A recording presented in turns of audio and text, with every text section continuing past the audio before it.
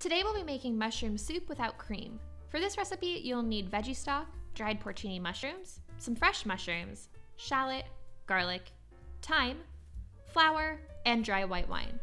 And if you're new here, I'm Maggie. This is No Frills Kitchen, where I teach you how to cook with confidence with nothing fancy required. We're going to start the soup by rehydrating some porcini mushrooms. To do this, add some vegetable stock to a small saucepan and bring it to a gentle simmer. Remove the pot from the heat and add your dried mushrooms and cover the pot.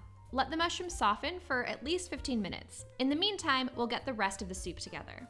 First, thinly slice some fresh mushrooms. I'm using cremini mushrooms here, but you can use a mixture of fresh mushrooms that you have available. I also like to use shiitakes. Then, slice a shallot.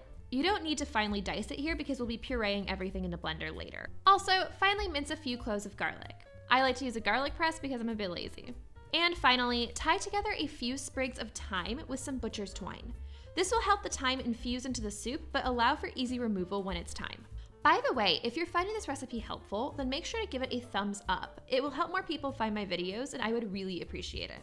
Now, in a large saucepan or Dutch oven, add some olive oil and set it over medium heat. Once the oil is shimmering, add in your fresh mushrooms.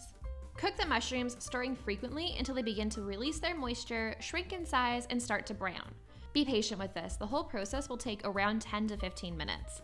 Don't skip out on this step because it is really key to developing flavor in the soup.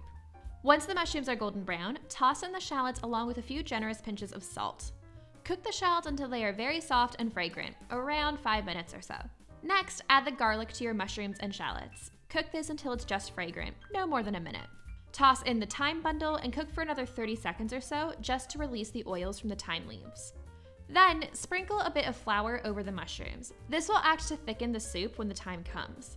Stir the flour into the mushrooms and cook for a few minutes just to get the raw flavor out of it. Deglaze the pan with a bit of dry white wine.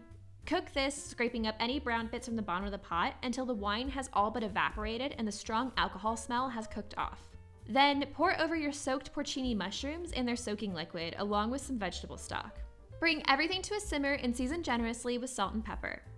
Let the soup simmer for about 15 minutes just to get everything softened and to allow the thyme to really infuse its flavor. Once the leaves have started falling off the thyme bouquet, it's time to turn off the heat. Remove the thyme and, working in batches, transfer your soup to a blender. Blend on high until the soup is completely pureed, emulsified, and creamy, about 2 minutes. You may need to do this in batches if your blender isn't big enough to hold all of the soup. Return the pureed soup to the pot and bring to a simmer once more.